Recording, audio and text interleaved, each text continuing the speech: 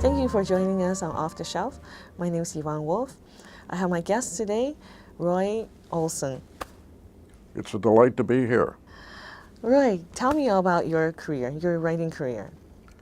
Well, it's a career that started in newspapering and actually dates way back to when I was the sports editor of the Lane Tech Daily in Chicago. We had a daily newspaper back then, so I was the sports editor, and I just loved being a sports writer. And then I worked my way through college at Northwestern Medill School of Journalism, working in the sports department at the American, and then continued on. I covered a lot of Northwestern football and basketball. I covered some harness racing, and then I was transferred up to the city desk, covering the city and state and real news, if you will. So And then I ultimately became the assistant political editor to the old Chicago American, and then after that I gravitated into a number of public relations and governmental type positions.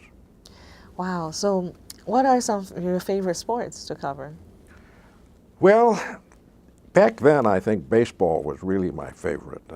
But now the game has become so slow. Back then you could figure a game in an hour and a half or two. Now with all the delays and et cetera, the commercials, et cetera, it's gotten to be so slow. So I'm a much more casual sports fan now, and I suspect baseball is still a love, but the football is right up there too. Well, I must say the intensity of my sports love is not quite what it once was. There's more to life than just sports. I see. And as a political writer, you've had quite interesting experiences with, you did live television? Oh, I've done live television. One time I was actually sitting in a position such as yours, interviewing somebody. This was on a downstate a television station. These were live days, and I misread the cue at the end, and I thought the show was supposed to be ending. And so I started to say goodbye. Well, it turned out I'd misread the cue. It was supposed to go on for 5 minutes more. Well, it's amazing how many different ways you can say goodbye over a 5-minute period. That's an incredibly long time to be on air without much to say. Well, I see that on book writing, did you always knew you were going to write a book? I know that's a big project, and many times people who write daily, like you did, don't plan on writing a book. So can you tell us about? I really had no plans to write a book. I was always too busy when I was working, and then with a variety of other interests, once I retired, I was still busy, and I didn't, to really write the book I was thinking of would require a great deal of research, and it would require much more time than I wanted to give. But then the thought crossed my mind, maybe it might be nice to write a book about my experiences professionally, and a book that would sort of trace my life as a reporter in a very zany situation of the old Hearst newspapering days, Yes. to a situation where I now involved deeply in Bible study. And so you get a lengthy litany of stories about how I sort of made that progression, and in a book called From Bistros to Bible Study. And you are mostly, the book is based on many different places in Chicago, right? Well, it's mostly Chicago, certainly the state of Illinois. But it transcends that to some extent. It'll go from the time that a Northwestern football coach basically swore at me and told me to, myself. It covers the time that I spent an entire day, just the two of us, Richard Nixon and myself, flying around the state of Illinois. It tells of the time I interviewed one-on-one Ronald Reagan. And then at the same time, it deals with a time when, as I was involved in inner city ministries, where I actually was counseling one of the people I worked with because he had been, in his mind, marked for death by a drug gang. Oh, wow. So it runs a gamut of experiences. Very interesting sort of a memoir. Can you tell us, how did you end up with Nixon by yourself? Well, you have to put this into historical perspective. It happened in 1966. And of course, he had lost to Kennedy in 1960, and in 1962 he had gone back to California to run for governor, had lost, and he uttered his famous statement, "You're not going to have Dick Nixon to kick around anymore." But as things would go, he, in 1966, now you might remember, of course, too, that 1964, Barry Goldwater and the Republicans had gone down to a very embarrassing defeat. And so they were looking around for candidates, and he thought he might just be that candidate. And so he would go to the various states campaigning in behalf of people, hopeful that they would then be supportive of him in 1968. Well, it turned out the visit he made here in '66, apparently his staff thought he would prompt a big entourage of press coverage. Turned out, and so they hired an old DC-3. We were going to fly out of Midway around the state. Well, it turned out I was the only member of the press who showed up, so there we were. So did you get to know each other pretty well? Well, we had pleasant visits. We didn't talk politics much on the plane because that's what we were doing. That he was doing at every stop, and you'd hip hop around the state, making stops at the little airports, etc. We talked a lot of sports. He knew my background as a sports writer, and so we talked a lot about sports. He liked baseball, but he liked all sports. And he was a very engaging man, very serious when it came to the political things, you know. And also Ronald Reagan. Ronald Reagan, again, this was well before he had become president, but during that 1964 campaign, when Goldwater was running, this was the first time that in many, many years that a very conservative Republican had become the president, had become the candidate for president.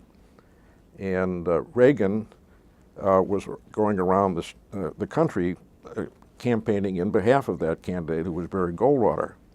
And so he was primarily, in our interview, talking about Goldwater, and more particularly his vision for the conservative ideology.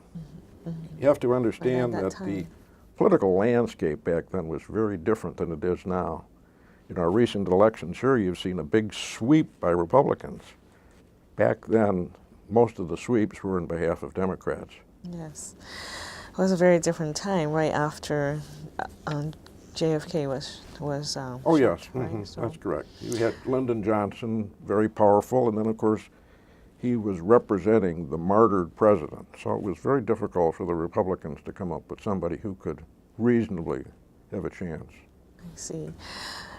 And it's your experience as a newspaper reporter sounds like a dream for any reporter now, to be alone with a figure like that, and to have these pretty much exclusive interviews. It's unthinkable now. Well, yeah, it is. And the way things are now, there's such security around people. Right, security. The media has become so enlarged with yes. cable television. No, it's a very different time. It's a much more personal touch you could have back then. Yes. I mean, I started also as a college newspaper writer. I always think about how wonderful that opportunity was, because writing for weekly, daily type of deadline, you had to write fast, you have to make sense, you have to get to your point. Do you still use that kind of writing skills now? Yes, yes. And let me just amplify a little bit on your background. Back when I was in the newspaper business, these were days before television news had really developed to any extent. And so the newspapers were the real source of all information. Yes. And we didn't just go to press once a day. We'd go to press 7 and 8 times a day. That's right. Yes. So every half hour, every hour you're redoing it and really grinding it out. Well, that has turned out to be very helpful to me, because it has caused me to organize my thoughts pretty quickly, mm-hmm. and to get them down in some sort of readable form. When you think back, I think of somebody coming in today and who would think back to that, he would wonder, well, how did you withstand the pressure? Yes. But yes. you gradually, you became accustomed to it. Mm-hmm. You became accustomed to it. And the deadlines, like I said, 7 or 8 a day. I know there was one period, I mean, believe it, I'm not going to go through all the explanations. We had 4 different editions going to press within 5 minutes on a Saturday night, between a variety of Saturday editions and Sunday editions. And we had to get them on time because you were tied to bus schedules and train schedules, which was another thing that people don't think of now. Because how does the bus schedule and the train schedule dictate? Well, because they would carry traffic these out peoples- into the countryside, or they would carry them up. The trucks and buses would take them up to the suburban areas. Whole different transportation mode that meant that we had to comply if we wanted to get our papers out. Wow. So you tell us a little bit about your second book, which is very drastically different. Different inspiration, different topic, right? Well, the second book, there's a little bit of a story behind it. The major story was that my wife became gravely ill. She had suffered a brain aneurysm and very nearly died, 47 days of hospitalization, 30 of which were in ICU. So it's a very serious time. I, after a short while, made up my mind that obviously a lot of people wanted to be aware of her condition, but I didn't have the time or the capacity to talk to them or email them. I had other things on my mind, but I wanted to get out the news to them. And I also wanted their prayers, because I think prayer is a very important factor. And so every night I would go home and I would grind out a story about what happened that day, and I would circulate it by email. I think maybe I was sending to maybe 250 addresses, and then who knows how many people they sent it to. And then I didn't think anything further of it, but then after she had passed the crisis stage and ultimately was released from the hospital, it struck me that the story that she had experienced and that I had experienced might be helpful to other people going through crisis. Yes, certainly. And so I thought, well, maybe I could just piece these nightly stories of mine together into a book. And so basically that's what I did. And its title is Beating Death Day by Day, Prayer by Prayer. And did you find yourself become a more spiritual person after this experience, or have you always been very active in ministry? Well, I've been very active in church virtually all my life, and the depth of my the passions developed probably when I became involved in a number of inner city ministries, and these passions led me to a deeper walk with God, with Christ. And then, of course, when it came to Beth's illness, I can truthfully say that although we were in a harrowing time, that I felt such complete peace. I mean, I can tell you that God provided me peace. And the peace wasn't necessarily that she was going to live, because for a couple of weeks that was not at all a sure thing. The peace was that she was in God's hands, and what better place to be. So it enhanced the depth of my belief, this whole experience. I see. How did you get the prayers through? Was it just through people you knew, or was it the church? How was it just? Well, a friends? variety of ways. It started with people that I would know, many of whom were in our church, but perhaps we've been involved in a number of activities over the years. Over the years, both Beth and I have been involved in an organization called Community Bible Study, which is a worldwide organization. So contacts there. Been involved in things here in Glenview and around Chicago, so you obviously have friends. And then our church as a whole, and we just got the word out to them, and it's amazing how they prayed. And the prayer, we are Christians, devout Christians, but a Muslim neighbor was praying, and down the block a Mormon couple was praying, a former secretary of mine, a Buddhist, was praying. There was even one individual who's a self-proclaimed atheist. She was praying, which you have to think about, but nevertheless, she said, you know, I know God's going to hear me, she said, because I never talk to him any other time. So when I speak, he'll hear me. So we had prayer coming from many, many people and from all sorts of walks of life and all sorts of backgrounds. I would think that's a very unique experience and perhaps very uniquely true about Glenview. We have so many faiths here. Glenview is a wonderful place. I mean, we have been here since 1970. We've raised 2 children, have the grandchildren back now from time to time. They still live in the area. Wonderful. Our children both attended Glenbrook South, very active there, each of them. It's just been a great place, and we've had the pleasure of living on a street named Prairie Street, which has just been a great place. When we first moved there were actually a few original settlers who actually built there. The area was built in the late 1930s and early 40s. So there were still some of those folks around. Now they're all gone, and actually my wife and I are the old codgers on the block.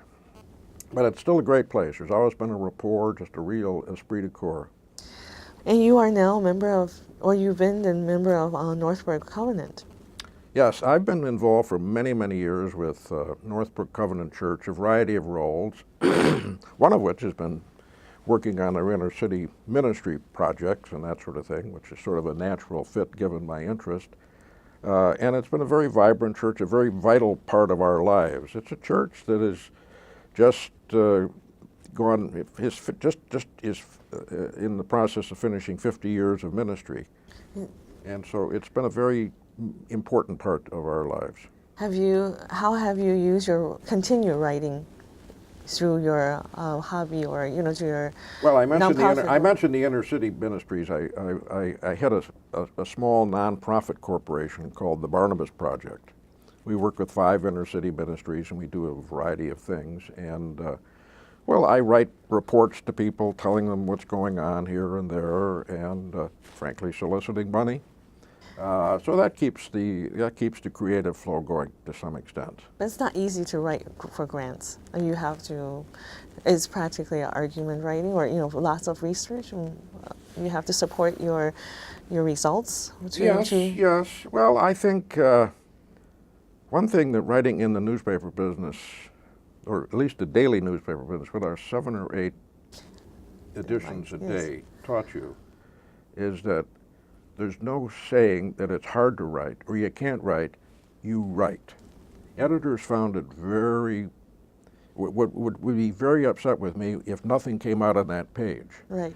So, having grown up with that sort of with that sort of background. Yeah. No excuse. No nonsense. No excuse. You got to do it. You do it, and hopefully you have the skill that makes it come across as an attractive bit of writing. I agree. That is a wonderful thing to learn as a young person.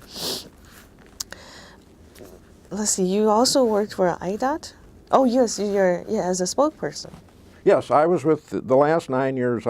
All told, I was in the Chicago media for about, in and around Chicago media for 48 years. And the last 9, I was with the Illinois Department of Transportation as Chicago spokesman.